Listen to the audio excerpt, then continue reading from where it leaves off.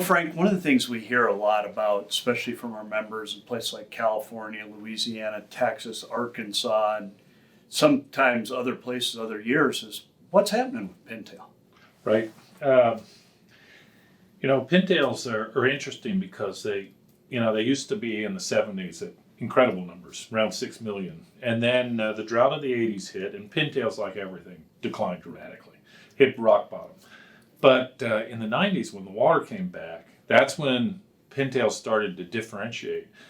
Everything else hit record highs in recent years, and pintails have plugged along at about half the levels we saw. So that's really the problem.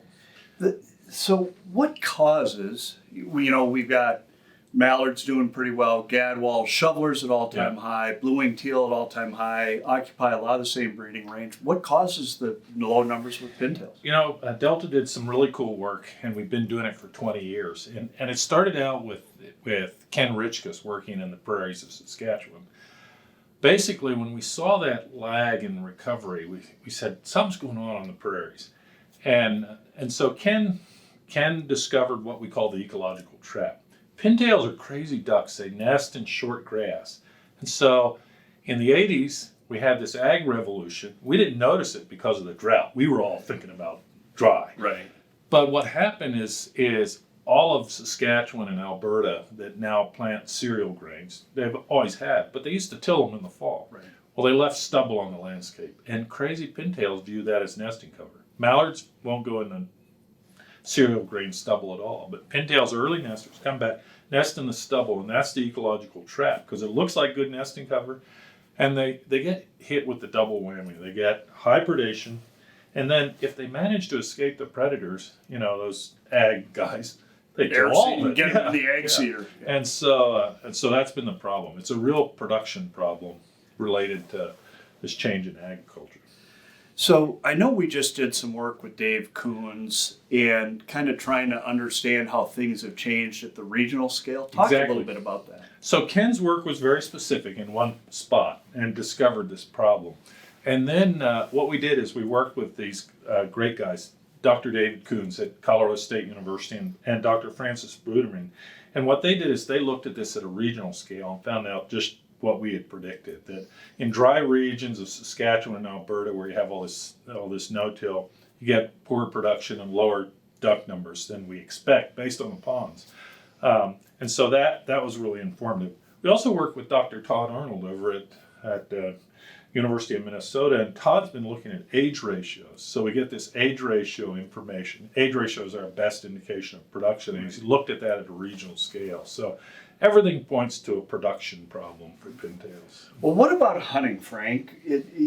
Hunting harvest, is that limiting pintails, or what's the role there? Yeah, that's the age-old problem of does harvest influence survival and therefore lower duck numbers. And a couple of things. First off, right off, you notice a disconnect because pintails recovered to about 3 million or so, and that's the same level as a whole bunch of dabbling ducks. Think of widgeon populations and gadwall, shovelers and green-winged teal. They're all at about that same number. And we've had these incredibly restrictive regulations on pintails. And all the rest, there are no harvest limitation. You can shoot 6 gadwall here in the mid-continent region. So that was a hint. The other hint is that we've had 20 years of very restrictive regulation, more than 20 now, and pintails aren't doing any better. And so we had some real indications that harvest wasn't the problem. So I know Delta's done some work with the University of Nevada, Reno. Frank, talk about that. It's really incredible work, and I think it's going to be pretty impactful. Great work. Brilliant young guy named Thomas Reike. Thomas, PhD, and working with colleagues at University of Nevada, they've done these really impressive jobs of looking at the harvest data. And basically, we're finding harvest rates are exceptionally low for pintails. Right. That's what you'd expect with a one-bird limit. Right. But we're finding harvest rates really have no impact on survival. We're just shooting so few pintails. And in fact, Todd Arnold's work on sex ratios suggests that sex ratios are getting badly skewed. So maybe in the old days when we shot lots more drake pintails, we were actually helping pintails. So a whole bunch of great modeling work, and none of it suggests that we're over harvesting pintails. Well, and the interesting thing about that work is that isn't work dragging through a lot of Delta research. You'll see graduate students out there dragging chains around, looking at nests. This is really about big data analysis. Big data sets and new modern analyses, these integrated population models.